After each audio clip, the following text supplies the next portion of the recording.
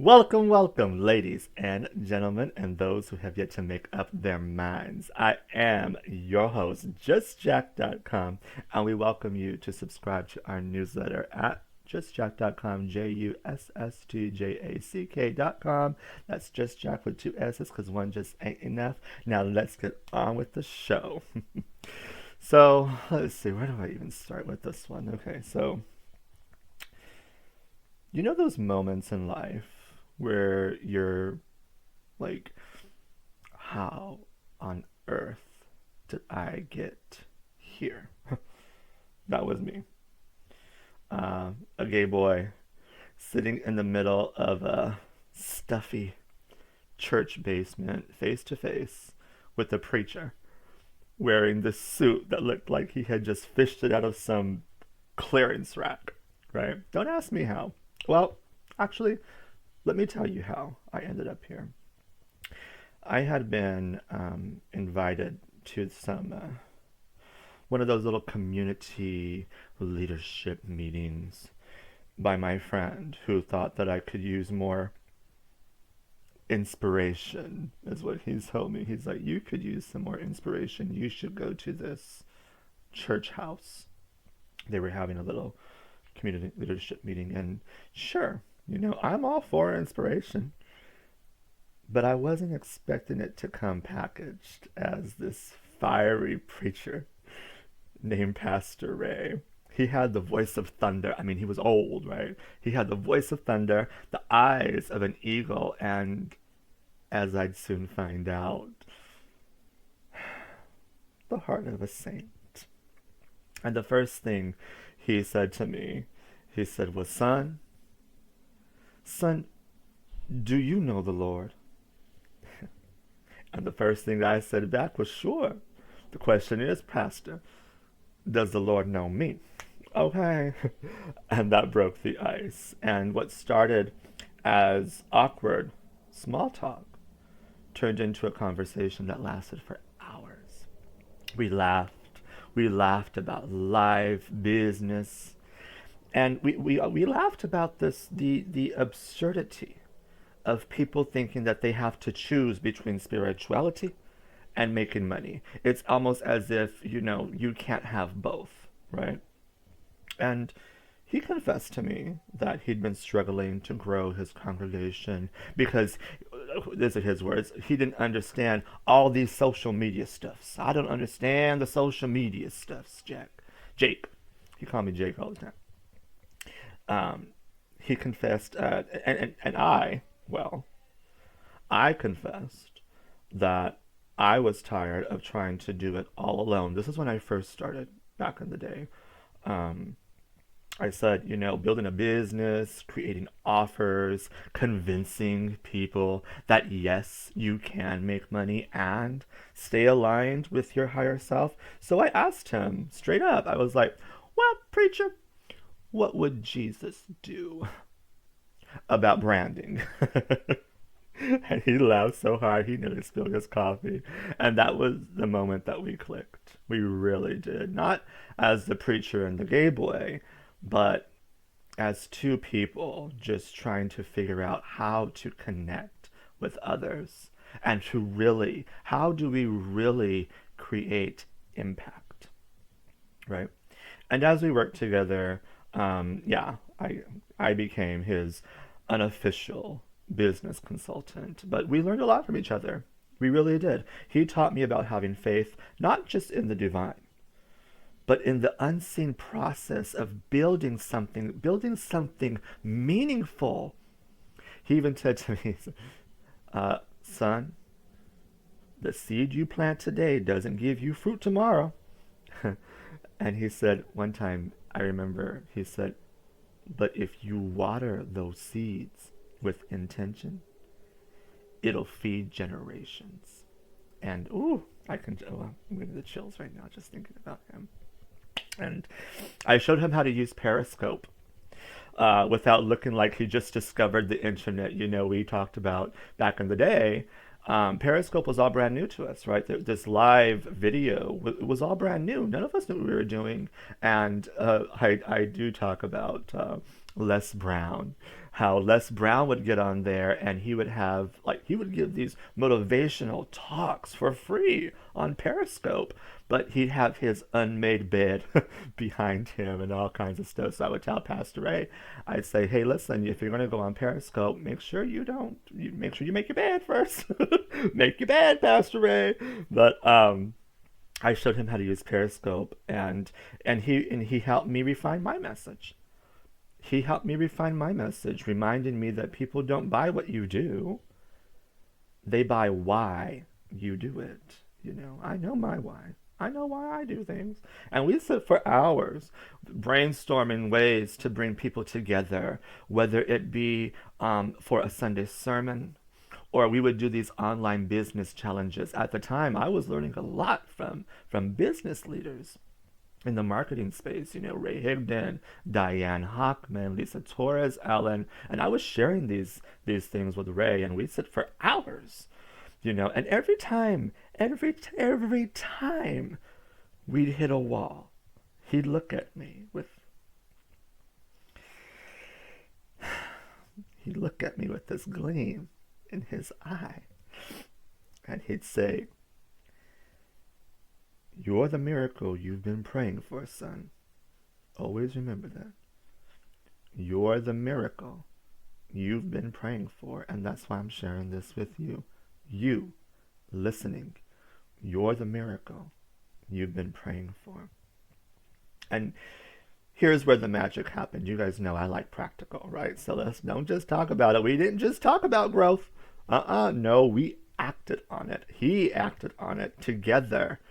We created a roadmap together that blended the best of spirituality and strategy. They both went hand in hand. Number one, write this down. Get out your business binders. Um, my students, anytime I share stuff with them, I have them get their business binders. So for those of you students, get out your business binders. Number one, clarify the message and the mission. Clarify your message and your mission. What is your mission statement? The first step was getting clear on his purpose. Pastor Ray's mission was to inspire and uplift the community. That's what he was doing for. His words: I want to inspire and uplift my community. But the message was so scattered. I mean, the reason I love Pastor Ray so much is because he looked and he talked like as if he was fire and brimstone, but he was not. He was all about uplifting and encouragement, especially to the young adults in his community, especially at that time. And I was a young adult in that community. I think I was like 25 already, with so much leadership under my belt, right? And so we would work. That's why we worked so well together. We sat down. And I asked him, I said, "What's your why? What's your why?" And he didn't give me an answer right away. He had to go home and sit with it. And he said, "Son, now that's one I'm going to have to meditate upon," he told me. And I let him. Take your time. Take your time defining your why. Take your time, because the answer became the cornerstone of everything, from his sermons to his social media posts. He even said one time, he said, "Jake, how we going to do all this? How we going to do all this, Jake?" And he was old, so I wasn't going to correct him on my name. But anyways, I said to him, I said, "Pastor Ray, if your why is so big, your how don't matter. Give me your why. I need to know your why. I need to know why you're doing this." Ray Higdon even said, your vision, your why is important, because the reason you do it and the vision of what you see is about to happen, that will pull your butt out of bed. That will pull you out of bed. You got to be excited for why you do the things you do. Because if you're not excited for why you do the things you do, why do you even do them? Good question. Anyways, number two, write this down. Build a content marketing strategy. We built a content marketing strategy. No more Facebook, no more random Facebook posts about bake sales and cookie sales. That's what that was on their social media at the time. I had him do his social media not from the church house, but from his own private. Um, and so, and I encourage you guys to do the same. Always share your private, well, yeah, yeah. Um, we developed, I remember we developed a 90-day content plan. And this is before AI. Y'all are spoiled now. In 2024, when this is being taped, I'm going to tell you guys are spoiled. You guys have AI to write your content for you. You guys have AI to give you a whole social media content strategy. We didn't have all that. We had to sit down and listen to our hearts and listen to our soul and really give from that space. And you know what? To be honest with you, I'm awfully glad we did. Because now, yeah, I use AI, but ultimately, the stuff I have is from my soul. Like this, how I'm talking to you guys now. This is from my soul. I'm letting you guys in. And we had these themes for each week. And this is, I'm telling you, this is before AI. This is before Facebook Live wasn't even out yet. Okay, we had these little themes: faith, family, community, growth. For every sermon, there was this. We would do these little teaser posts, like we would do, like these midweek reflections, and lots of invitations to engage. Write that down. Lots of invitations to engage. This was all pre-pandemic. So it was all new to us. There were no rules. Take yourself back pre-pandemic. There's no rules. When Facebook Live first came out, there were no rules. There were no algorithms. You know, your passion, I think Diane Hockman said this, your passion is going to outrank any platform. Universal law and what you do and why you do it don't care about algorithms. None of that matters to me. And none of it should matter to you too, because it sure didn't matter to Pastor Ray. He was old and doing social medias. Okay. Number 3, create offers that serve. You're not just leading a church, I told him. You're running a business. You're running a business. That's when we started brainstorming services beyond Sunday, right? We launched, he launched this virtual prayer group. He would go on Zoom, and he would even do these little leadership workshops for young adults. He loved the young adults. He always said, my passion are the ones who are not kids, but they're not adults yet. I want to serve them because they can become leaders within their communities. And they did. They did. This old preacher was going on Zoom. Remember, this was pre-pandemic, around 2016. So it wasn't commonly known as it is now, but he wasn't afraid. He wasn't scared. He wasn't scared to go on Zoom. And he talked like this, he'd go on his Zoom and he'd talk like this, and he'd say, young men and young women of the Lord, God's community. He would talk like that. And we leveraged it. Write that down. Number 4. Number 4, leverage social media. At that time, Facebook was popping. Okay, there were excuse me, there were groups on Facebook that were popping. He had his own little group. He had his own stuff, because he would sit down. He'd say, now, son, this is what I did with this, and what do you think about this, son? And I'd say, oh, that's great. You know what you could do? Pastor Ray, is you could do this and this and this and this. He said, you know, you have really got me pushing forward in this technology world. He would he would always tell me, just like Eden. Eden always tells me, I didn't. Eden will get. Eden is my 65-year-old friend who runs the nonprofit organization Interactions for Peace, and she's been doing it for 35 years. And Eden will always, she'll tell me something, and then I'll say, oh yeah, okay, so what we can do is we can do this and this and this and this. Let's do this and this and this and that. And she'll say, this is why I tell you, because you push forward in the technology world. And I'm good at technology stuff. I'm not a technical dingbat. I know what I'm talking about. I know how to push forward in the world of technology. Hello, I'm doing it as we speak, right? And so Facebook was popping, Periscope was popping. He did lots of Periscopes. I taught him how to create, I taught him how to take his Periscopes and create like short little um, engaging videos. That was a big word.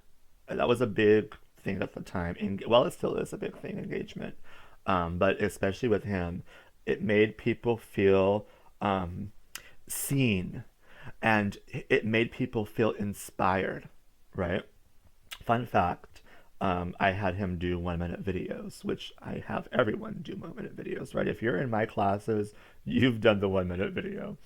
But he had this video about overcoming fear. And at that time, it had like, I don't remember how many, but it had a lot. And I told him, I said, "Did you see this? Did you see this?" And he's like, "Mm-mm.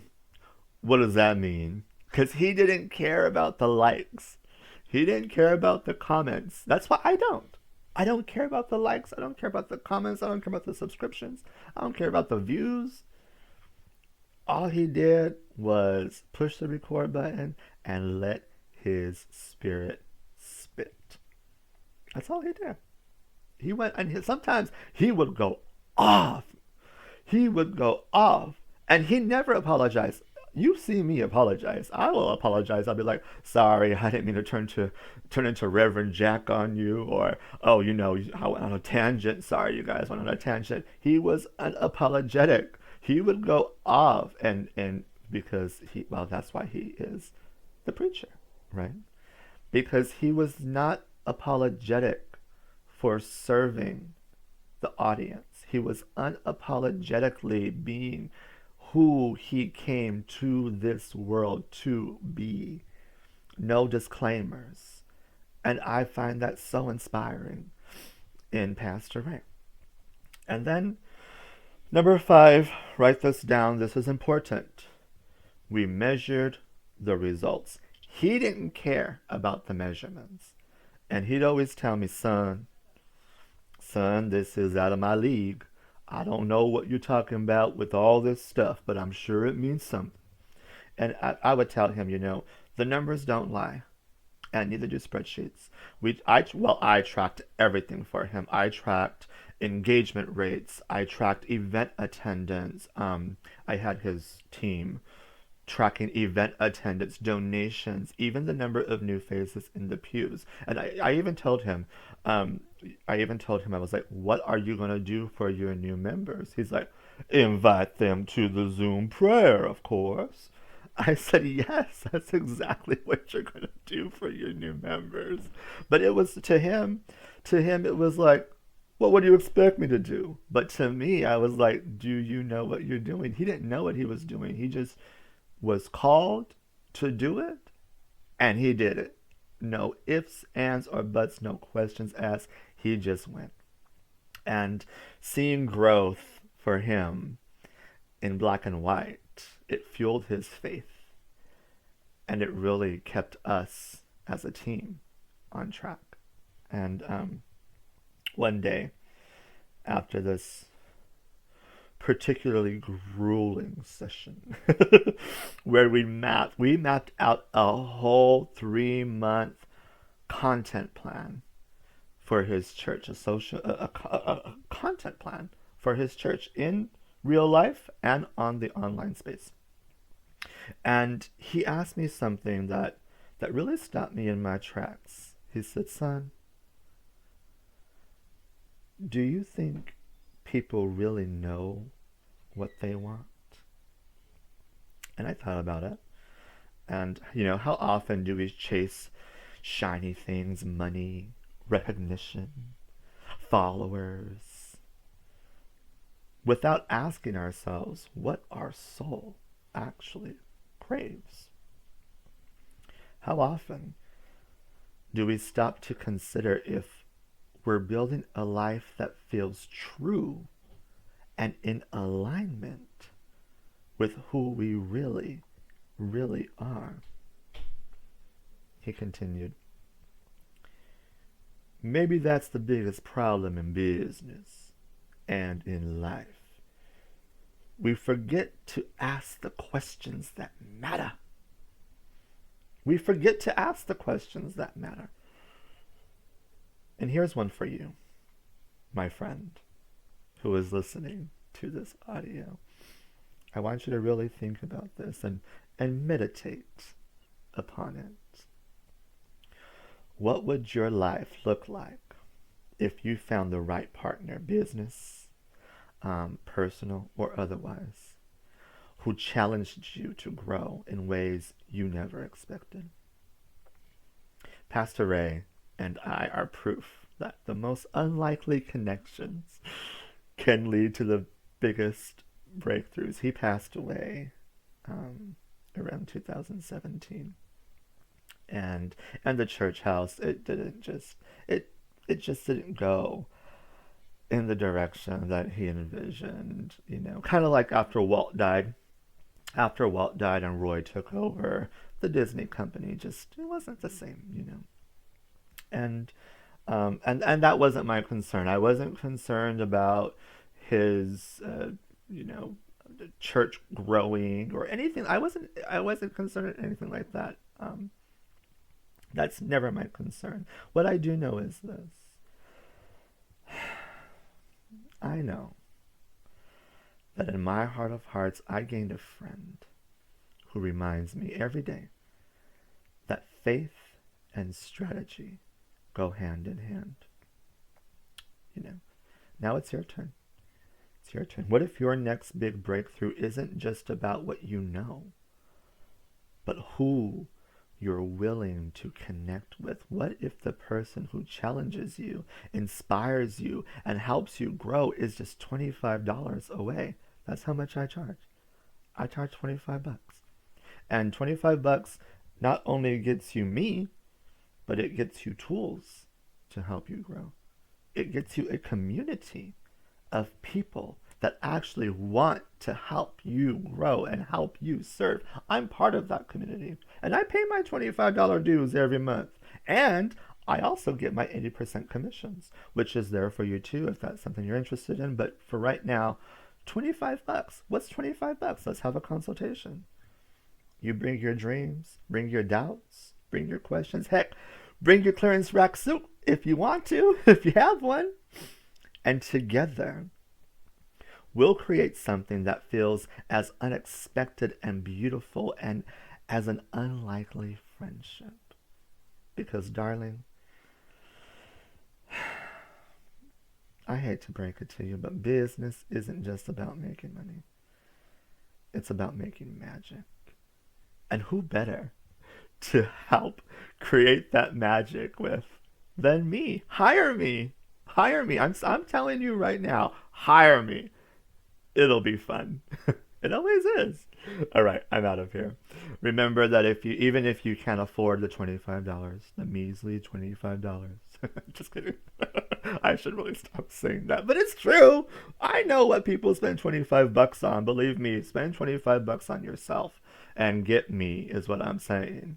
But even if you can't spend 25 bucks on yourself or me for that matter, um, there are other online classes that we give out for free. And the 25 bucks are mixed and mingled in there too. So either way, I'm getting paid. But anyways, remember to share this audio if you got a blessing from it. I hope you got a blessing from it. And we'll see you on Christmas Eve, where we will have an audio. Check your emails on Christmas Eve because we'll have an audio sharing the symbolism and metaphysics of Christmas. So happy holidays to all of you guys. I wish you peace and love. All right, I'm out of here. Bye, Felicia.